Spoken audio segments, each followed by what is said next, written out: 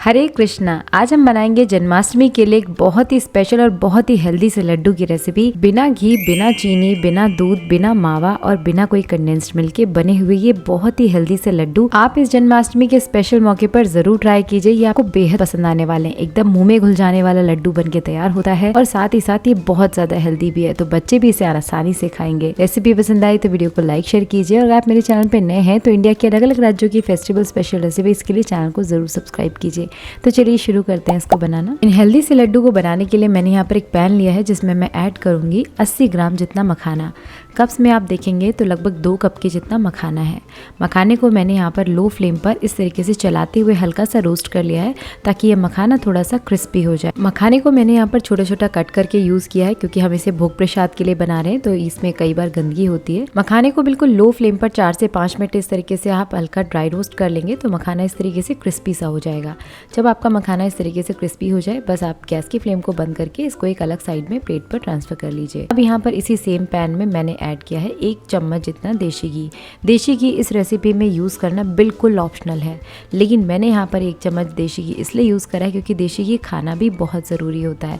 तो 1 चम्मच घी में ऐसी कोई नुकसान नहीं होगा। बहुत ज्यादा हम इसमें कोई चीज को फ्राई नहीं करने वाले, सिर्फ 1 चम्मच घी का ही इस्तेमाल करेंगे लड्डू को बनाने में। तो मैंने यहाँ पर टुकड़े वाले काजू, बादाम और थोड़े से अखरोट की गिरी ली है। तीनों का जो रेशियो है वो मैंने बराबर ही रखा है, यानी 1/4 कप 1/4 कप तीनों चीजें ले ली हैं। ग्राम्स में देखेंगे तो लगभग 20 ग्राम के आसपास ये तीनों चीजें हैं। तो 20 ग्राम काजू, 20 ग्राम आपको अखरोट लेना है और 20 ग्राम ही मैंने यहाँ पर बादाम लिया है। और ये तो हम सभी जानते हैं कि ड्राई फ्रूट खाना हमारी बॉडी के लिए कितना ज़्यादा ज़रूरी होता है। इनके जितने भी हेल्थ बेनिफिट्स हैं वो सब आप गूगल पे पढ़ सकते हैं, मुझे ज़्यादा कुछ बताने की ज़रूरत नहीं है। तो बस ये देखिए मैंने यहाँ पर इन तीनों चीज़ों को अच्छी तरह से रोस्ट कर लिया है लो फ्लेम पर। बहुत ज़्यादा लाल नहीं करेंगे, बस आधा मिनट तक इन्हें हल्का सा इस तरीके से चला लेंगे। और अगर आपने घी नहीं भी डाला है तो भी कोई टेंशन की बात नहीं है, आप इन्हें ड्राई रोस्ट कर लीजिए क्योंकि ऑलरेडी जो जितने भी हमारे आलमंड हैं, काजू हैं, इन सब में अपना खुद का भी नेचुरल ऑयल होता है, तो उससे भी लड्डू आसानी से बंध जाते हैं। तो कोई टेंशन की बात नहीं है, आप बिना घी के भी इसे रोस्ट कर सकते हैं।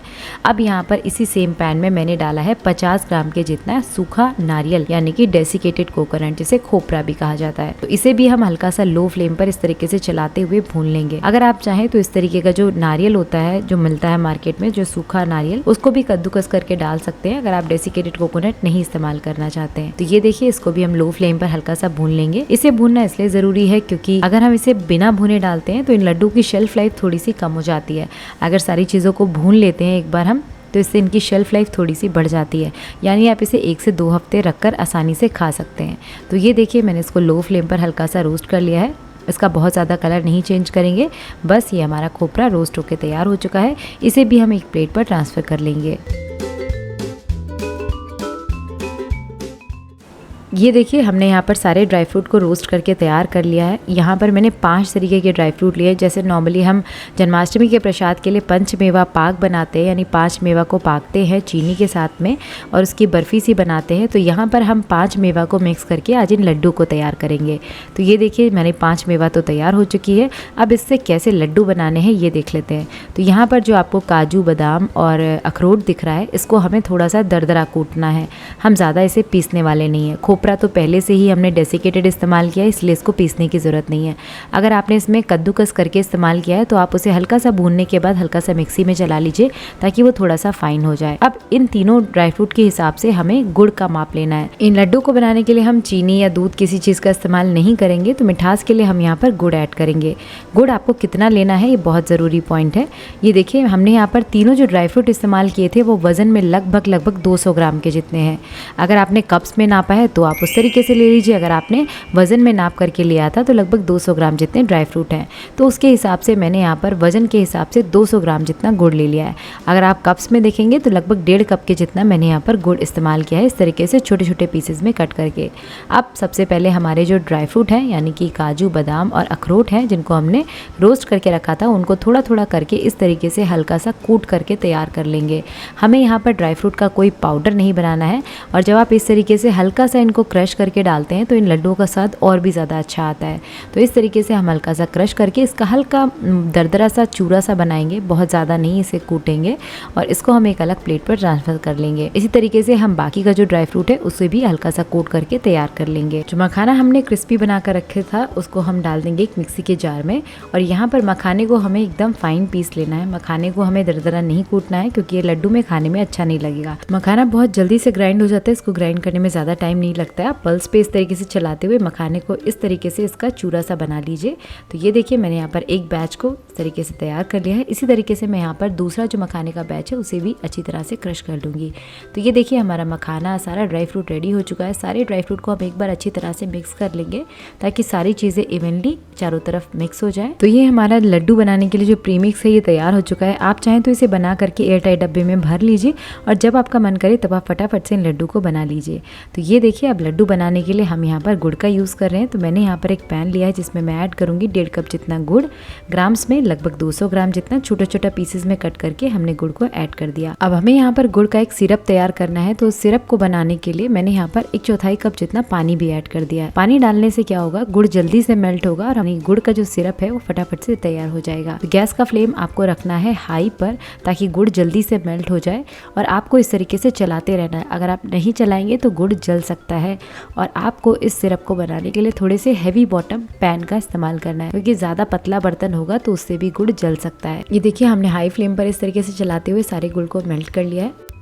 गुड़ की चाशनी चीनी की चाशनी के कंपैरिजन में जल्दी तैयार होती है, तो इसीलिए जब इस तरीके से झाग आना शुरू हो जाए बस आप उस टाइम पे गैस के फ्लेम को बिल्कुल लो पे स्विच कर दीजिए, या फिर चाहें तो आप बंद ही कर दीजिए, और आप उसके बाद इस गुड़ के सिरप को पहले चेक करके देख लीजिए। हमें इस लड्डू को तैयार करने के लिए गुड़ की 1 तार की चाशनी तैयार करनी है। तो यहाँ पर देखिए एक प्लेट पर थोड़ा सा गुड़ का सिरप इस तरीके से डाल करके देखिए, थोड़ा सा ठंडा हो जाए उसके बाद फिंगर के बीच इस तरीके से उठा करके देखेंगे। ये देखिए परफेक्ट 1 तार बन चुका है। इससे ज़्यादा हम इस चाशनी को नहीं पकाएंगे। मैंने देखिए फ्लेम को बंद कर दिया था, और बंद करने के बाद ये हमारी जो सिरप है बिल्कुल तैयार है। इसे हम हल्का सा इस तरीके से चला लेंगे ताकि इस हल्की सी इसकी गर्माहट निकल जाए। उसके बाद हम इसे हमारा तैयार किए हुए मिक्सचर में डाल देंगे। इस गुड़ के सिरप को डालने के बाद आपको फटाफट से इस सिरप को और ये जो मिक्सचर है इसको मिक्स कर लेना है, क्योंकि अगर ये ज़्यादा ठंडा होता चला जाएगा तो ये लड्डू आसानी से नहीं बन पाएंगे। इस गुड़ को हमें फटाफट से मिक्स कर लेना है इस मिक्सचर के साथ में। तो बस ये काम आप पहले थोड़ा सा स्पैचुला की मदद से कर लें, क्योंकि अभी थोड़ा सा ज़्यादा गर्म है। जब ये हल्का सा ठंडा हो जाए, मतलब रूम टेम्परेचर पे आ जाए और हाथों से छूने लायक हो जाए, तब आप इसे हाथों से फटाफट से मिक्स करिए, क्योंकि स्पून से सारा चीज़ अच्छे से मिक्स नहीं हो पाएगी। तो अगर आपको ज़्यादा गर्म लगे तो हाथों पे हल्का सा घी अप्लाई कर लीजिए और इस तरीके से रब कर लीजिए इस सारे मिक्सचर को और इस गुड़ के सिरप को। ये देखिए कुछ इस प्रकार से। और जब आप इस तरीके से मिक्स करेंगे तो आपका जो ये मिक्सचर है अच्छे से गुड़ से मिक्स हो जाएगा, तो इसमें बढ़िया सी बाइंडिंग भी आ जाएगी और आप इस तरीके से इन लड्डू को बांध करके तैयार कर लीजिए। तो देखा आपने कितना सरल है इसको बनाना। और अगर आपको डिफ़िकल्टी लगती है, आपको लगता है कि गुड़ डालने के बाद में ये थोड़ा सा बिखर सा रहा है या फिर ये अच्छे से बाइंड नहीं हो रहा है, तो आप उस केस में क्या करेंगे, आप चाहें तो थोड़ा सा गुड़ का सिरप इसमें और बना के ऐड कर लीजिएगा। इन केस अगर आपका मेजरमेंट प्रॉपर नहीं बैठा है या आपने कप में नापा है और ग्राम्स में नहीं नाप पाया है, तो उस केस में हो सकता है कि आपका जो रेशियो है थोड़ा सा ऊपर नीचे हो जाए। तो उस केस में बिल्कुल ना परेशान होइए, आप इसमें थोड़े से गुड़ को और मेल्ट कर लीजिए। आधे कप गुड़ को फिर से मेल्ट कर लीजिए और मेल्ट करने के बाद यहाँ पर डाल दीजिए। उससे आसानी से ये बंध जाएगा। और हाँ, गुड़ ज़्यादा डालने से ऐसा नहीं है कि बहुत ज़्यादा मीठा हो जाता है, तो आधे कप गुड़ इसमें एडजस्ट हो सकता है। तो इस तरीके से डाल करके आप इन लड्डू को आसानी से बांध लीजिए। इस पॉइंट पे एक और इम्पॉर्टेंट टिप जो आपको ध्यान रखनी है, क्योंकि हम यहाँ पर गुड़ से लड्डू को बना रहे हैं। अगर गुड़ ज़्यादा ठंडा हो जाएगा तो ये लड्डू आसानी से बंधेंगे नहीं। तो आपको क्या करना है, कभी भी फ़ैन के नीचे ये लड्डू नहीं बांधने हैं। आपको किचन में ही आप करिए जहाँ पर फ़ैन की सुविधा ना हो, जिससे कि क्या होगा, ये आसानी से बन जाएंगे। गुड़ में गर्माहट बनी रहनी चाहिए जब आप इन्हें बांध रहे हो। इन केस अगर आपका ये लड्डू का मिक्सचर ज़्यादा ठंडा हो गया और आप फटाफट से लड्डू को नहीं बांध पाए, तो आप क्या कीजिएगा, इस मिक्सचर को वापस से पैन में डाल करके, जिसमें हमने गुड़ की चाशनी तैयार की थी, उसमें डाल करके इसको फिर से हल्का सा लो फ्लेम पर आधे से 1 मिनट चला लीजिए, जिससे गुड़ फिर से हल्का सा मेल्ट हो जाएगा, उसमें हल्की गर्माहट आ जाएगी और फिर से वो बाइंड होने लगेगा। तो ये देखिए यहाँ पर हमने सारे लड्डू को इसी तरीके से बना करके तैयार कर लिया है और ये हमारे बहुत ही हेल्दी और टेस्टी प्रसाद के लड्डू बनके बिल्कुल तैयार हैं। अगर रेसिपी पसंद आई हो तो प्लीज़ लाइक शेयर ज़रूर कीजिएगा। जन्माष्टमी के लिए मैंने और भी स्पेशल रेसिपीज़ अपने चैनल पे पोस्ट की हैं, अगर आप उन्हें देखना चाहते हैं तो डिस्क्रिप्शन बॉक्स में ज़रूर उनका लिंक चेक कीजिएगा। तो जल्दी मिलती हूँ आपसे एक और नई फेस्टिवल स्पेशल रेसिपी के साथ, तब तक के लिए हरे कृष्णा।